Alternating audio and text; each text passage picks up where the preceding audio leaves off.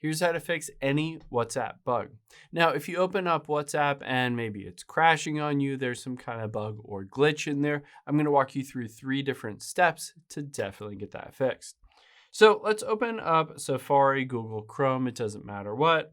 And we're going to say, is WhatsApp, if I could type WhatsApp down and type in is WhatsApp down. Let's go to down detector here and we're going to check to see if there are reported outages on the WhatsApp app.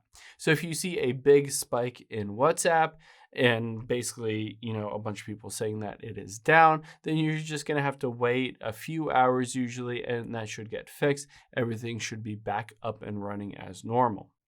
Now, if you check this and this all looks fine, the next thing that we're going to do is type in speed test. And we're going to hit run speed test. Now, if this looks fast enough, say over 5 megabytes per second, you should be good to go. This shouldn't be the issue. But if you don't have a great internet connection, you might want to switch over to Wi-Fi or cell data, depending on whichever one is the fastest. Now that you've done those 2 things, the last thing that we'll do is we'll head into your settings and then tap on general and then iPhone storage. Now, what we're going to do is find the WhatsApp app on this list here. There it is. And we're going to offload this app and reinstall it. If you're on Android, you just clear the cache, delete the app, and reinstall the app.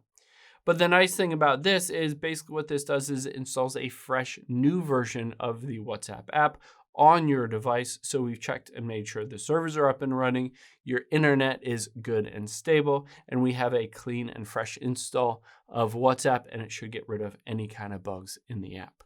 Hope this helps. If you have any questions on that, leave them in the comments down below, and I'll catch you on the next one.